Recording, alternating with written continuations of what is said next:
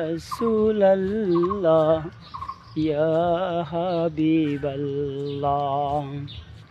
পাই যদি নবীজি আপনার দিদার, মতের যাতনা থাকিবে না আমার।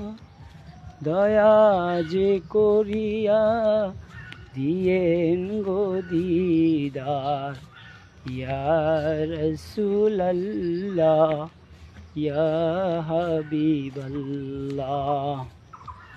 মুনকার নেকির আসিয়া সওয়াল করবেন বসাইয়া, দিয়েন গো নবীজি পর্দা উঠাইয়া।